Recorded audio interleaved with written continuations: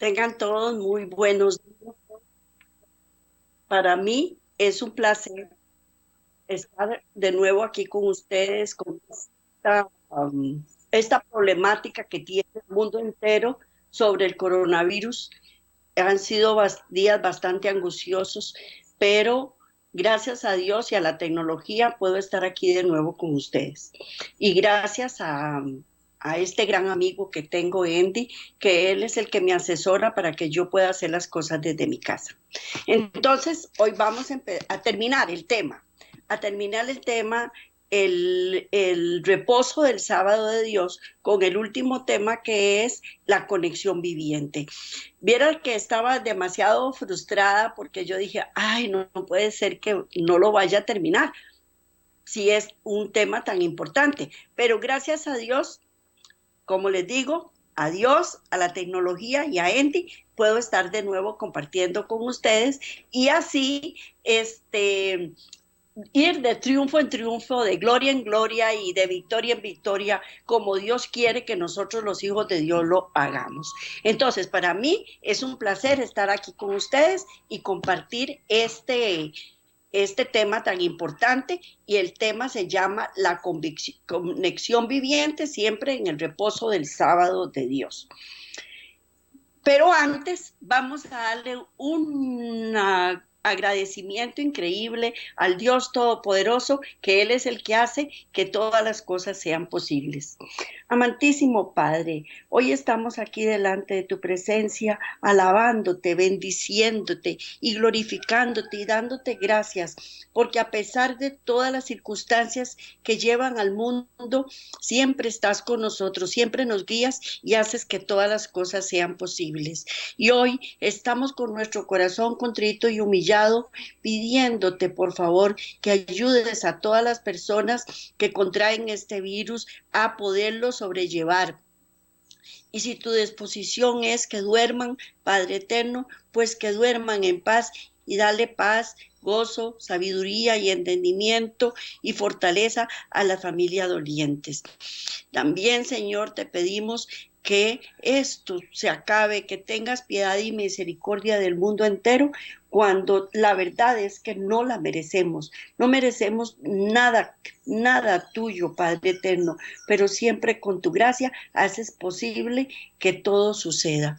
Te damos gracias por haber permitido hacer este programa y esperamos que llegue a una buena conclusión y que podamos realizarlo aquí desde mi hogar y Andy desde la cabina principal. Gracias, Andy, por su cabina. Que el Señor te bendiga, te protege y te guarde, y a todas las personas que hacen posible que toda esta palabra llegue hasta sus hogares.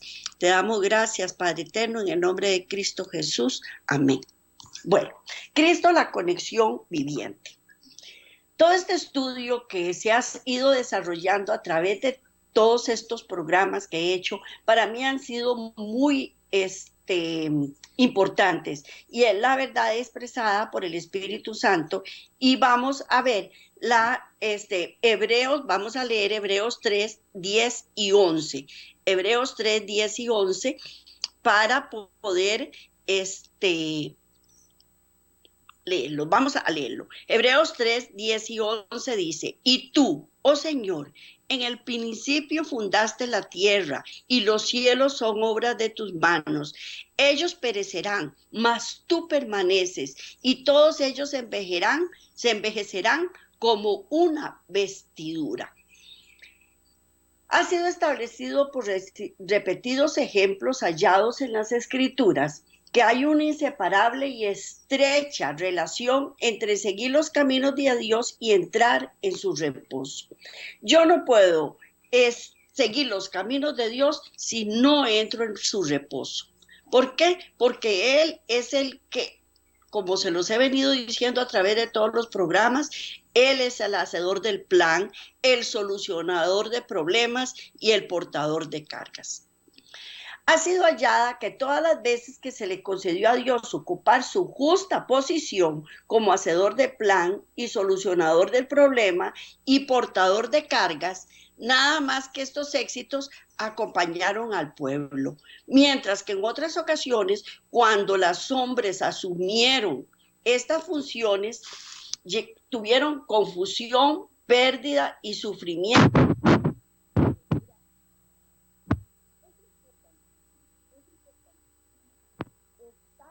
Acuerdo a los planes de Dios, porque nos lleva de gloria en gloria y de victoria en victoria. Él es el hacedor del plan, el solucionador de problemas. Y por esa simple razón estoy yo aquí hoy con ustedes, exponiendo todo este tema maravilloso. ¿Por qué? Porque surgió un problema. Él sabía que ese problema iba a suceder antes de que sucediera, pero ya él tuvo la solución y él cargó con esa problemática y pudimos llegar hasta ustedes. Vamos a poner varios ejemplos y vamos a poner el ejemplo de un usuario de teléfono. Ambos se entienden y siguen los procederes requeridos. Si yo quiero llamar a una persona, simplemente cojo mi celular, marco el número en el orden correcto y solamente eso hace que yo me ponga en contacto con una persona con la cual yo deseo comunicarme. Así no hay ningún problema.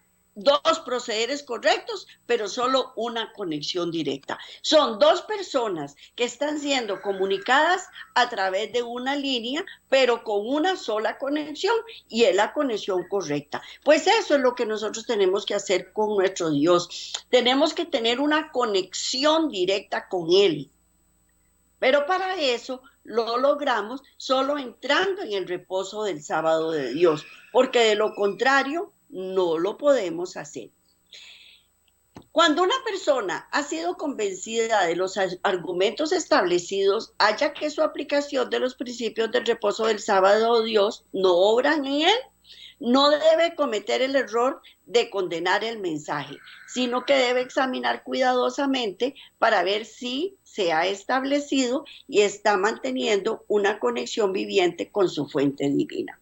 Pongamos otro ejemplo. Cuando yo alzo el teléfono para comunicarme con una persona, yo simplemente doy por sentado que la comunicación se va a establecer. Entonces, cojo el celular y inmediatamente marco el número en la forma correcta y establezco la conexión. ¿Verdad que sí? Pero, ¿qué pasa si se fue la electricidad, si no hay fluido eléctrico, si me quedé con el celular sin batería, etcétera, etcétera? Hay un montón de inconvenientes. Entonces, yo no debo culpar a Dios por eso. Simplemente fue un mal momento que interrumpió mi comunicación. Pues eso nos pasa con el Señor a nosotros. Cuando nosotros estamos en conexión con Él, hay momentos de interrupción. Ese momento de interrupción es cuando el enemigo interfiere o yo misma con mis actitudes hago que esa comunión se interrumpa por un instante. Y por lo general lo que hacemos es que es la fuente divina.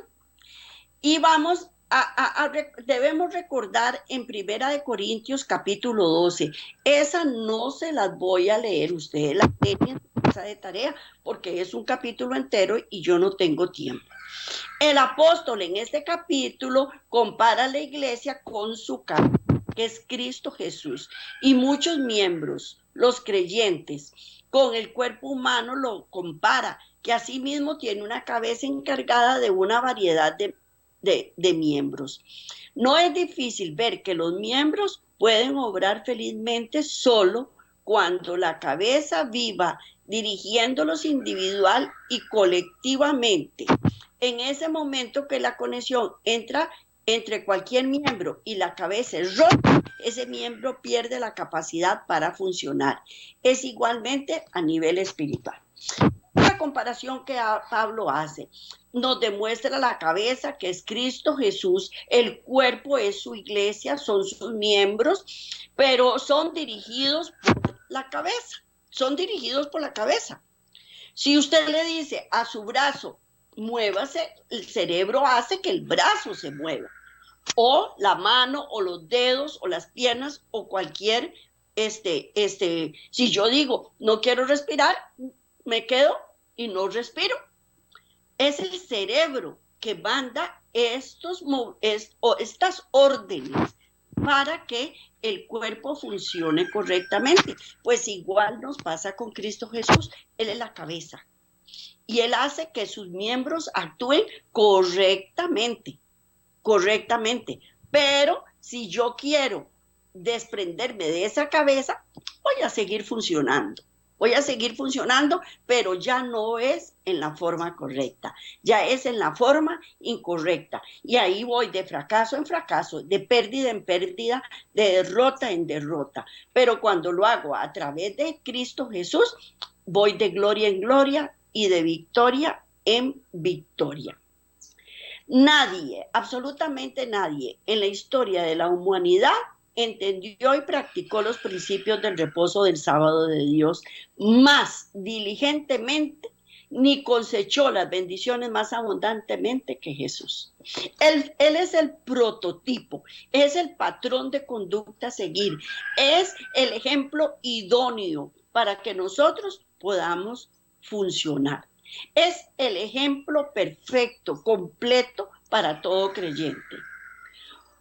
Un estudio de su vida confirma que es un elemento vital para el éxito y fue una perseverancia fiel a una estrecha relación con la fuente divina.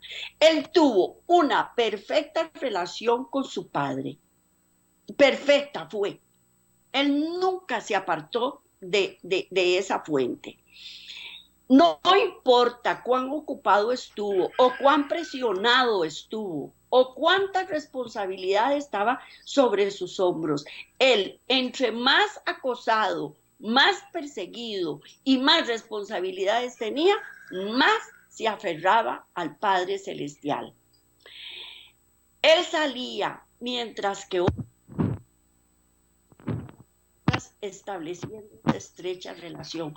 Él no empezaba el funcionamiento del día sin antes consultar al Padre la agenda del día. Todos estaban durmiendo y él se levantaba de madrugada a comunicarse con su Padre, que nunca tuvo la menor dificultad de conocer y ejecutar la voluntad de su cabeza divina. Ninguna vida estuvo tan llena de trabajo y responsabilidad como la de Jesús. Y sin embargo, cuán a menudo se le encontraba en oración. ¿Qué hacemos nosotros cuando estamos llenos de trabajo, cuando estamos llenos de preocupaciones, cuando estamos en desventaja? Lo que hacemos es renegar y decir, Dios, ¿por qué? ¿Para qué? ¿Por qué yo? Porque si yo soy esto, porque ahí nos acordamos solo de las cosas buenas, no nos acordamos de las cosas malas, solo nos acordamos de que yo hice tal cosa buena, yo doy los diezmos, yo doy las ofrendas, yo ayudo a los pobres, yo ayudo a la iglesia, yo estudio su palabra. Señor, ¿por qué a mí? Y no es eso, es cuando más tenemos que doblar rodillas y orar. Y siguiendo el ejemplo de Jesús, porque él constantemente estaba en comunión con Dios. Repetidas veces en la historia de su vida terrenal se encuentran relatos como este. Levantándose, vamos a leer Marcos 1:35. Marcos 1:35, que dice así. Levantándose muy de mañana, siendo aún muy oscuro, salió y se fue a un lugar desierto y allí oraba. Leamos Lucas 5:15 y 16 y Lucas 6:12. Dice así, pero su fama se extendía más y más y se reunía mucha gente para oírle y para que le sanase de sus enfermedades. Mas él se apartaba a lugares desiertos y oraba. En aquellos días él fue al monte a orar y pasó la noche orando. orando. Vamos a tener el ejemplo idóneo con estas palabras de que él pasaba la noche orando y se apartaba, aun que lo estuvieran esperando, aun que hubiera gente enferma, discapacitada, deseando que él los sanara. Y él ansioso también de sanarlos, porque él sufría de ver a la gente sufriendo, pero sin embargo, él se apartaba a orarle a su Padre Celestial, porque él sabía que toda su energía, todo lo que él podía hacer, era a través del Espíritu Santo en una conexión con el Padre Eterno. Es una vida completamente dedicada al beneficio ajeno. El Salvador hallaba necesario retirarse de los caminos muy transitados y de las muchedumbres que le seguían día tras día. Debía apartarse de una vida de incesante actividad y contacto con las necesidades humanas para buscar retraimiento y comunión directa con su Padre. Como uno de nosotros, participante de nuestras necesidades humanas y debilidades, dependía enteramente de Dios. Y en el lugar secreto, en oración, buscaba fuerzas divinas a fin de ser fortalecido para hacer frente a los deberes y las pruebas. En un mundo de pecado, Jesús soportó luchas y torturas del alma. En la comunión con Dios podía descargarse de los pesares que le abrumaban. Allí encontraba consuelo y gozo. Qué gran ejemplo, porque nosotros cuando estamos llenos de dolor, de incertidumbre, como estamos en este momento, porque yo he sido una gran callejera. La verdad es que yo he sido una gran callejera. A mí me gusta andar en la calle, me encanta socializar y todo esto ahora no lo puedo tener. Y es traumante para una persona estar 24 horas diarias, 7 días a la semana metida en una casa. Y entonces no encuentra uno gozo. Se aburre, se obstina, se cansa. Pero si estamos con Dios, Él nos pone a hacer cosas, leemos la Biblia, estudiamos su palabra, oímos programas bonitos sobre aprender más de la palabra de Dios y cuando nos dimos cuenta se pasó el día.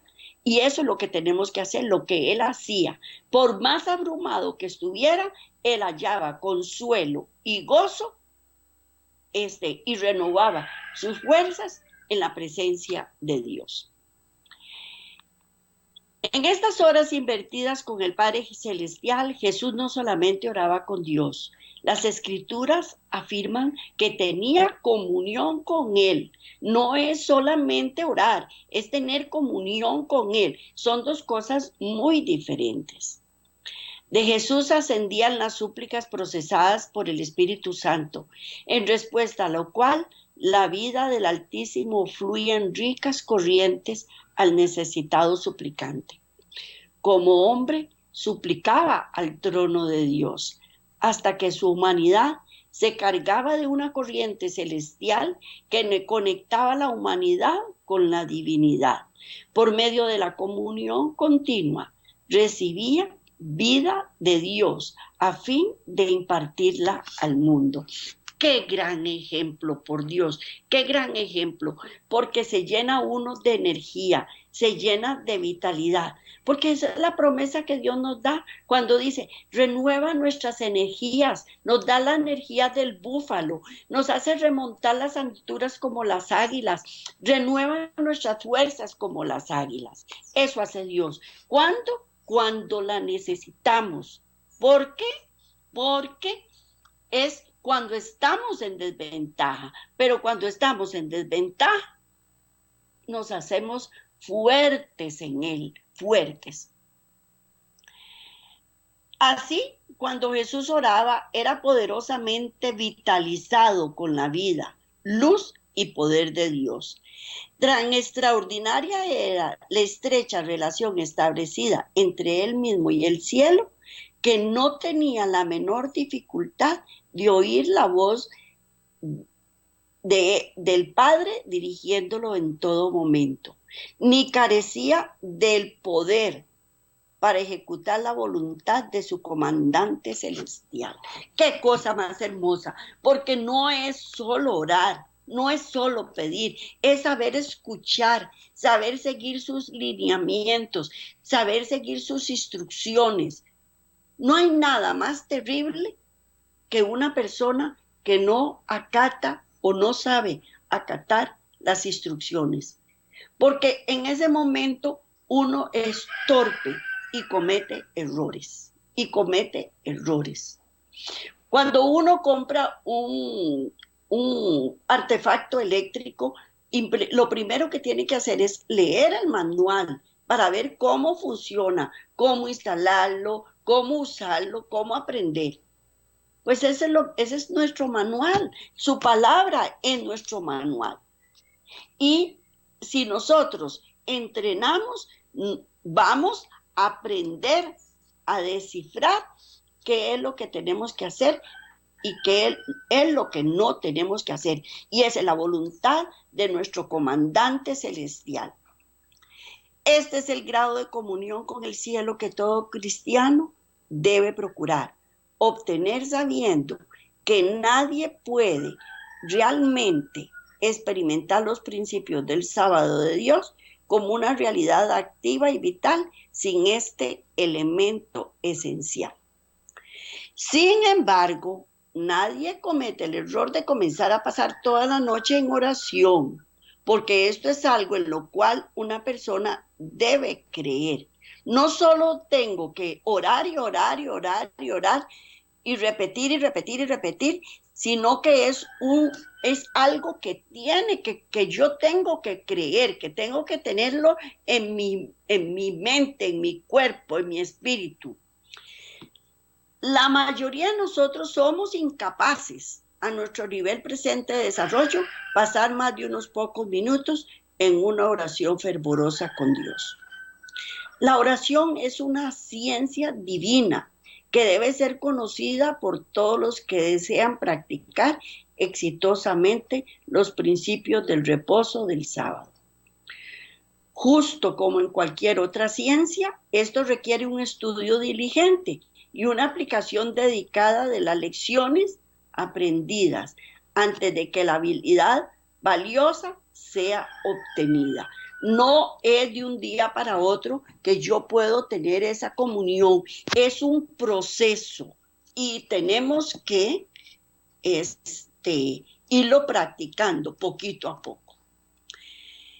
El hombre no tiene el poder en sí mismo de alcanzar las alturas de los cielos con sus oraciones. Por esto, él es totalmente dependiente del omnipotente poder del Espíritu Santo, a fin de que estas oraciones inspiradas por el Espíritu lleguen hasta los oídos del Altísimo. Nosotros no podemos por nosotros mismos hacerlo. Tenemos que hacerlo con la ayuda del Espíritu Santo, porque Él es nuestro paracleto, Él es nuestro ayudador, Él es el que sale con gemidos indecibles delante de la presencia de Dios a llevar nuestras oraciones.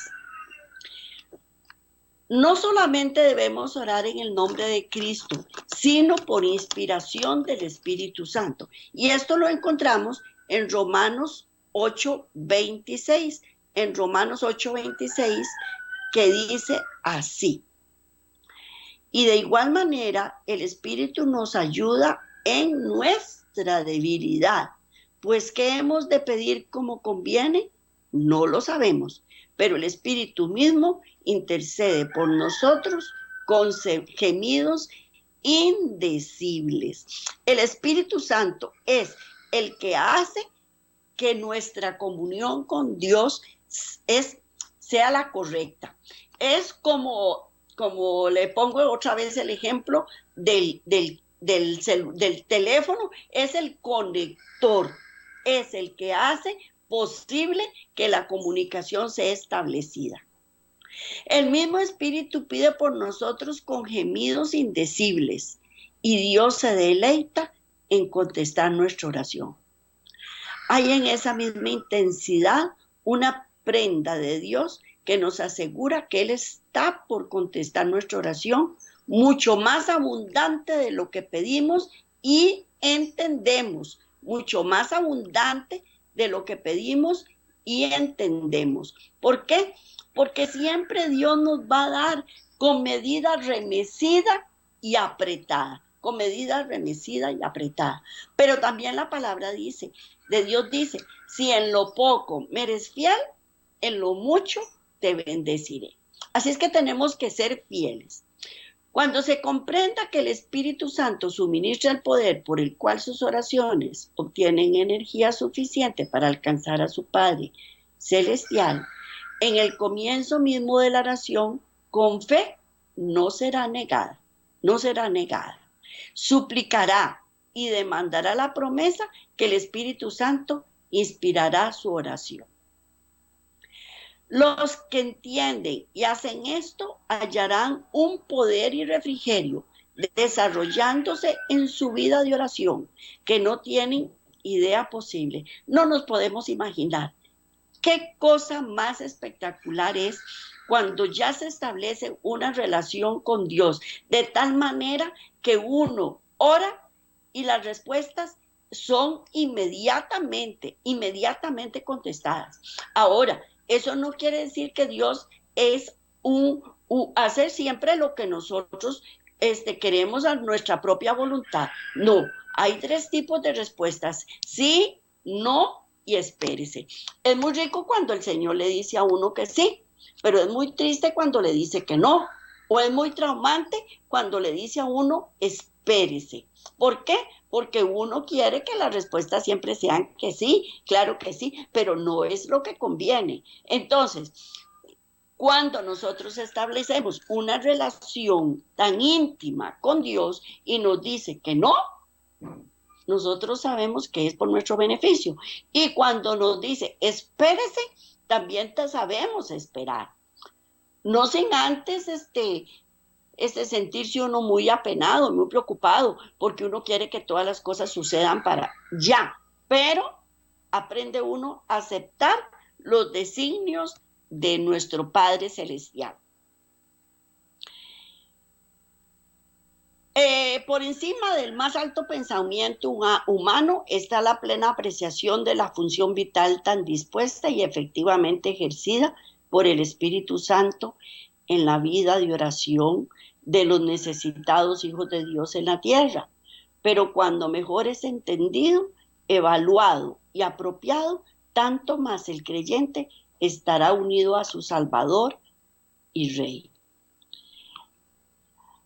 Al poderoso intercesor que está sentado a la diestra del Padre, el Espíritu Santo entrega esas oraciones que son hechas aceptables por su propia inspiración.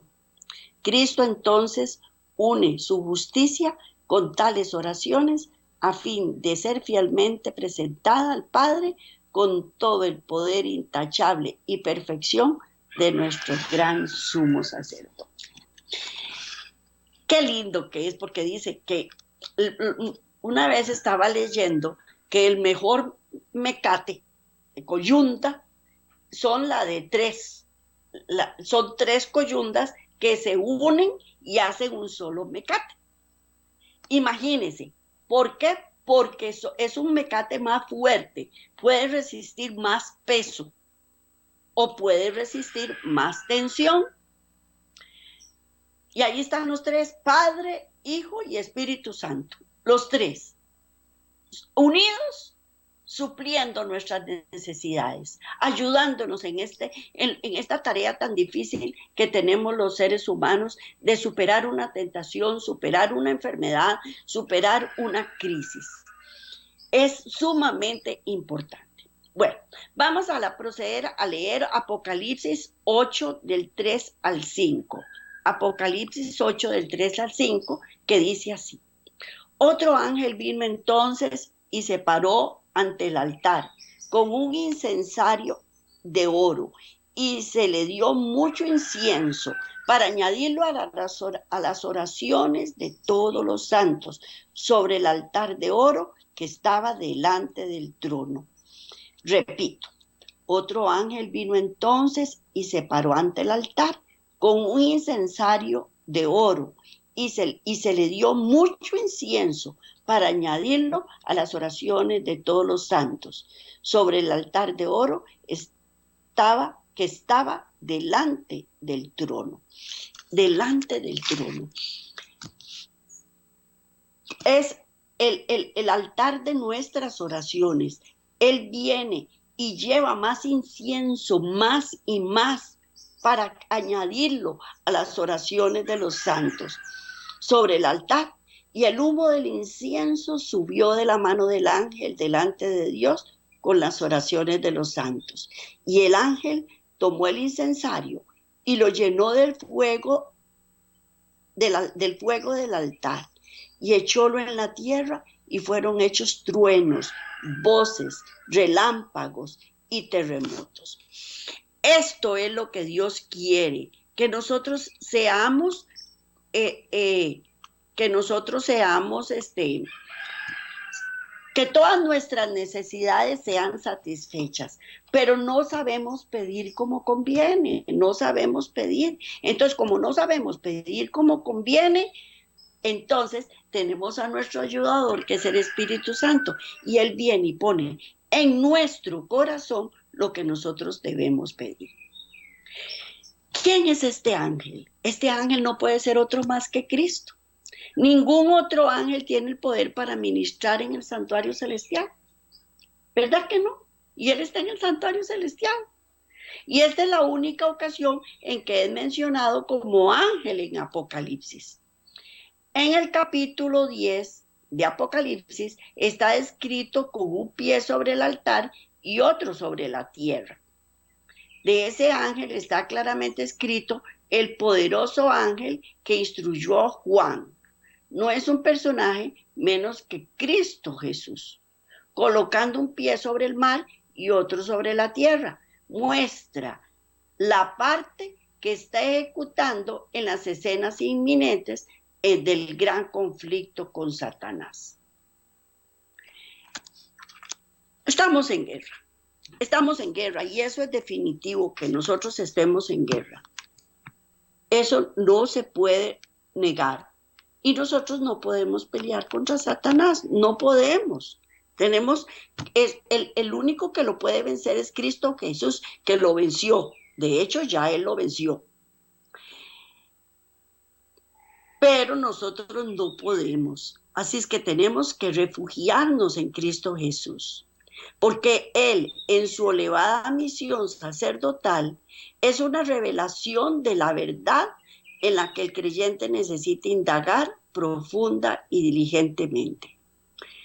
Los que lleven en su mente tan clara visión de Cristo sentado a la diestra del Padre, mezclando sus méritos poderosos de su justicia con sus peticiones débiles, sabe que sus oraciones llegan hasta la presencia de Jehová con energía y pureza y poder que el Altísimo no puede negar o rehusar. Cuando nuestras oraciones son dirigidas por el Espíritu Santo, no hay forma de que no sean contestadas, porque Él sí sabe qué es lo que necesitamos. Él sabe qué es lo que requerimos en ese momento. Y entonces Él viene y pone en nuestro corazón qué es lo que tenemos que pedir. Y además, Él va corriendo a donde el Padre a llevar nuestras oraciones. Entonces, cuando hacemos estas cosas y tenemos este conocimiento, nos inspira con gran fe para dirigir sus oraciones al trono de la gracia. Y lo hace con una fuerza espiritual que traerá su propio galardón. Nosotros lo tomaríamos por fuerza como lo hizo Jacob, ¿verdad? Cuando Jacob peleó con el ángel. Entonces nuestro mensaje sería el poder de Dios para salvación. Nuestras súplica estaría llena de fervor, llena de sentido, de nuestra gran necesidad, y entonces no seríamos rechazados. Cuando una experiencia sea nuestra, seríamos levantados de nuestra misma pobreza que hemos acariciado tan tiernamente. Nuestra miseria, nuestra pobreza, porque la gente entiende por pobreza solamente la falta de recursos económicos. No, hay pobreza espiritual, hay pobreza de salud, hay pobreza de sentimientos, hay pobreza de energía y muchas otras cosas más. Entonces, no, si tenemos pobreza y esas pobrezas las acariciamos, nos aferramos a ella. Mire, yo conozco gente que dice, mi enfermedad, mi situación económica, mi debilidad, ¿nos apropiamos o no nos apropiamos de ella? ¿Las acariciamos o no las acariciamos tiernamente? Pero si nosotros vaciamos nuestros corazones del poder corrosivo, del egoísmo, y seremos llenos de alabanza y gratitud a Dios. ¿Por qué? Porque cuando nos estamos quejando, no tenemos dinero, no tengo salud, me falta eso, le estamos acariciando, ¿verdad que sí? Estamos acariciando esa pobreza, esa miseria. Pero cuando damos gracias a Dios y lo alabamos y lo bendecimos y nos despojamos de ese egoísmo, de esa quejumbradera que tenemos, seremos llenos de alabanza y gratitud de Dios. Magnificaremos al Señor, al Dios de toda gracia, quien ha magnificado a Cristo, y Él revelará su poder por medio nuestro, haciéndonos hoces agudas en el campo de la siega. Seres celestiales están destinados a contestar las oraciones que sin egoísmo están trabajando por los intereses de la causa de Dios. Quiere decir que cuando nuestras oraciones van llenas de egoísmo, no van a ser contestadas. Cuando yo lo quiero que me dé algo para mi beneficio propio, cueste lo que cueste, sin importar perjudicar a otra persona, no van a ser contestados. Primero tenemos que despojarnos de egoísmo, Seres celestiales están destinados a contestar las oraciones que sin egoísmo están trabajando por los intereses de la causa de Dios. Los ángeles de más poder en las cortes celestiales son destinados a determinar las oraciones que ascienden a Dios para el progreso de la causa. Están comisionados para determinar las oraciones de los que, habiendo hecho una conexión vital con Dios, presentan sus peticiones a Él conforme a los principios del reposo del sábado de Dios. Cuando la fe y los procederes correctos sean combinados, cuán rápidamente la obra avanzará hasta la conclusión.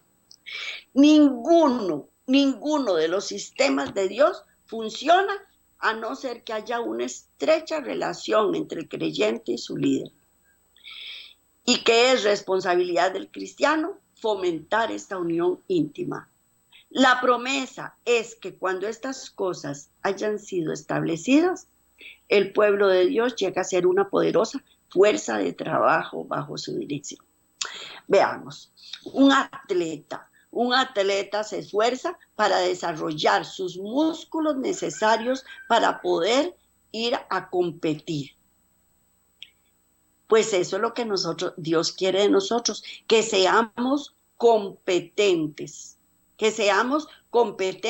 pero bajo su dirección, no bajo mi propia dirección, es bajo su dirección.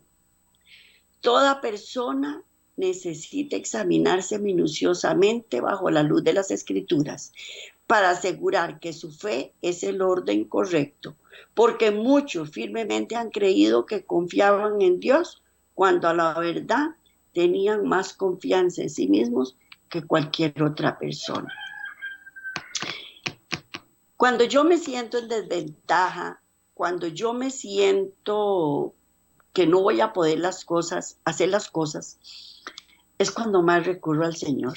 Mire, ahora estaba temblando del susto de que venía a hacer un trabajo en un formato diferente al que normalmente lo hago.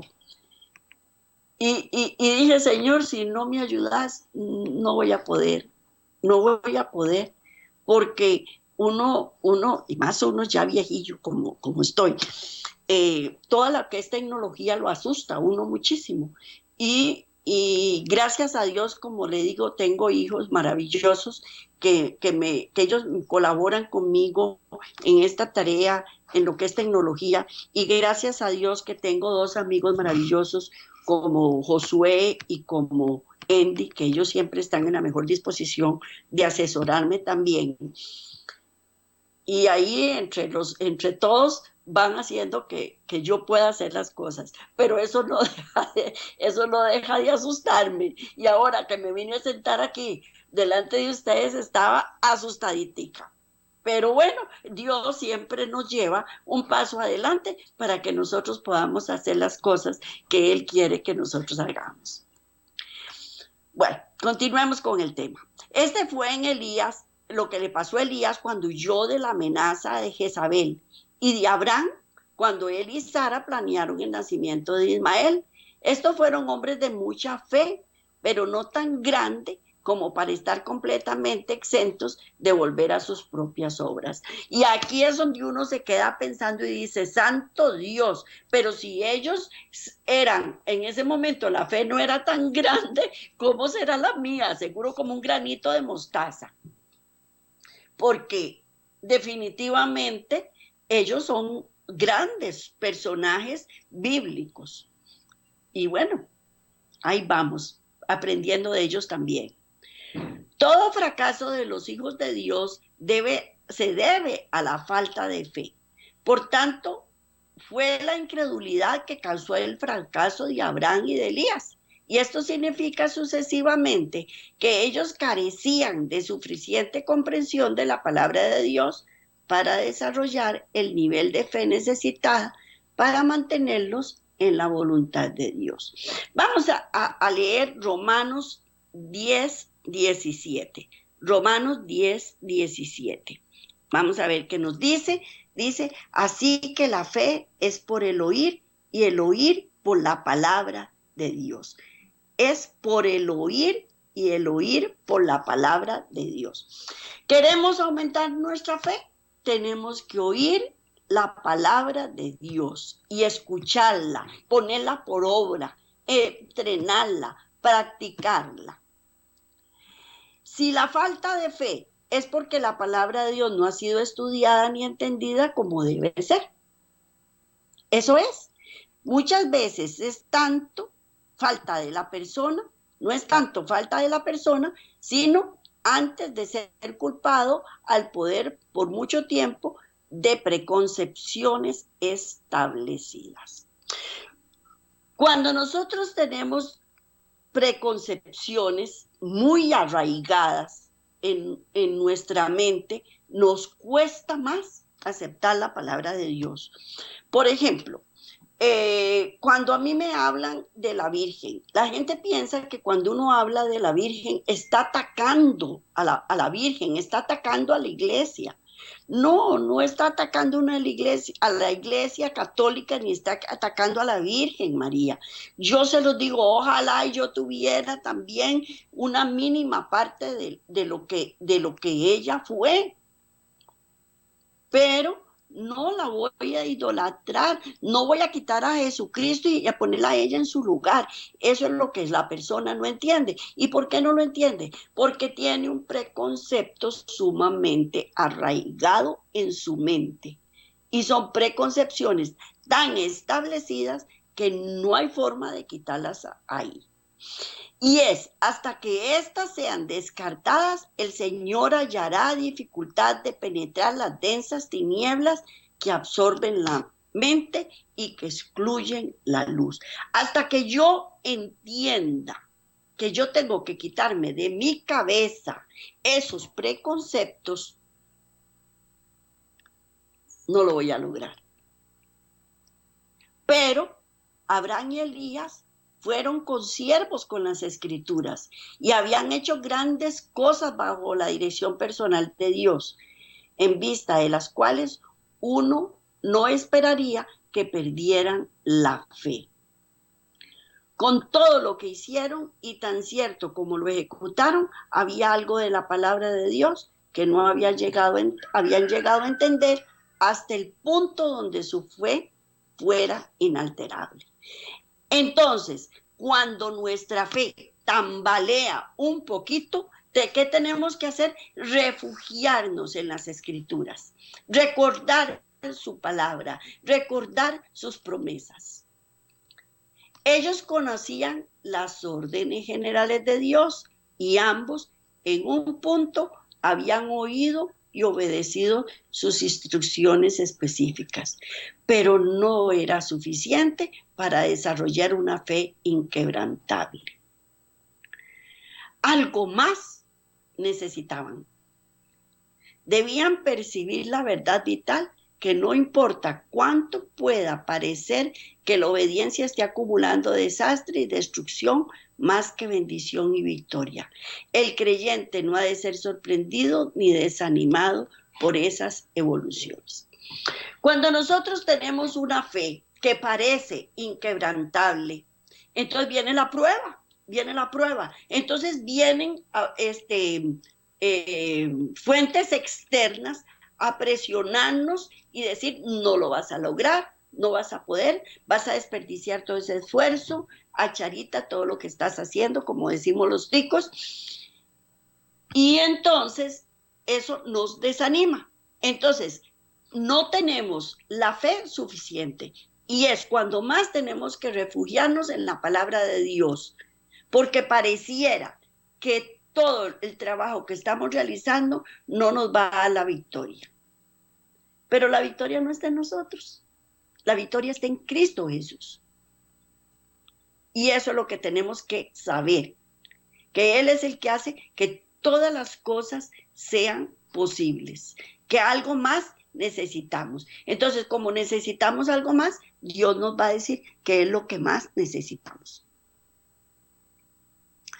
En cambio, a él, la persona, ha de conocerlas como normal mientras retiene la seguridad que aun cuando es atraído a la mayor necesidad, con ningún prospecto visible de alivio, la victoria está segura y la obra de Dios triunfará. ¿La obra de quién?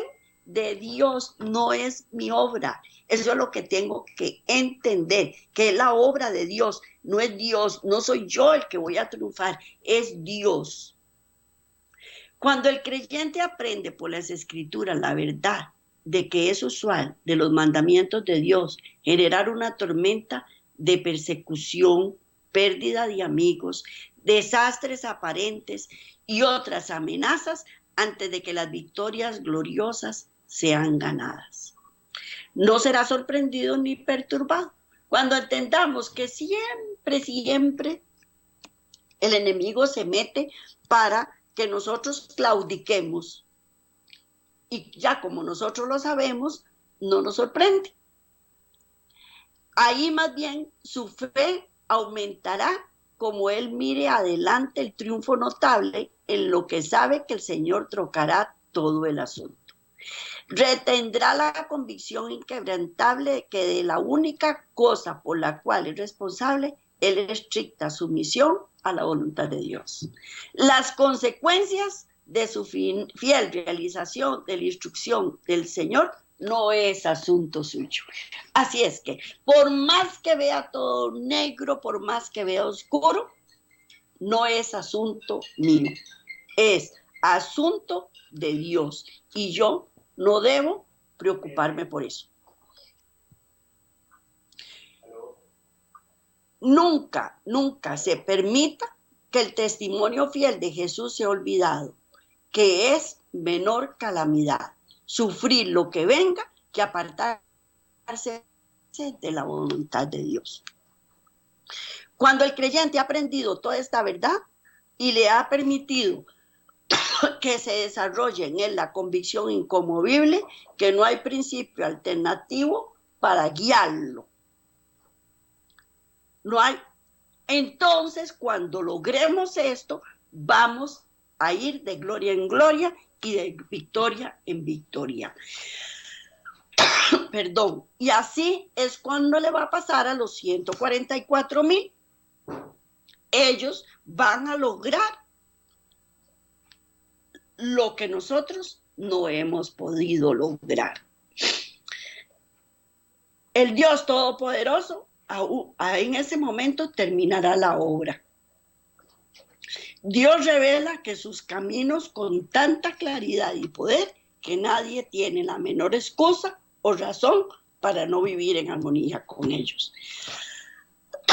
El tiempo ha venido cuando Él reunirá su remanente de los que responderán a sus tiernas invitaciones de toda nación, tribu, lengua y pueblo, y el escenario está siendo preparado para la última confrontación con los poderes de las tinieblas, cuyas defensas, como nunca antes, han de ser derribadas, y sus fortalezas destruidas para jamás ser levantadas otra vez.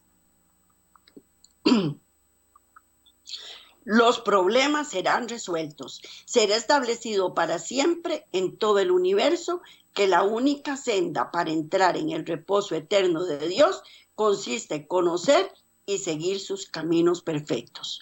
Los creyentes en Cristo Jesús, cuando los aprendamos de este modo, vamos a ver que esos caminos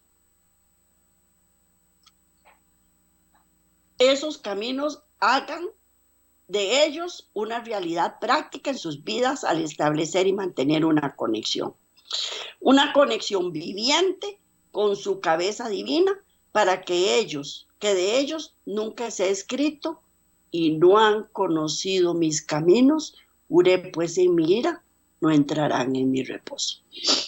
Tenemos que estar en los caminos de Dios, tenemos que conocer su palabra, tenemos que conocer sus escrituras, tenemos que refugiarnos y apoyarnos en Él. Y en este momento de crisis no hay un coronavirus que nos pueda afectar. Le creemos, aquí estamos en nuestras casas escondidos para ir de gloria en gloria y de victoria en victoria. Bueno, esto ha sido todo por hoy. Ha sido un placer para mí estar con ustedes. Perdón por esta tosecita que me dio al final, pero con mucho amor, mucho cariño, mucho esfuerzo y mucha dedicación lo preparamos para ustedes. Nos vemos de hoy en 8 si Dios quiere. Bendiciones.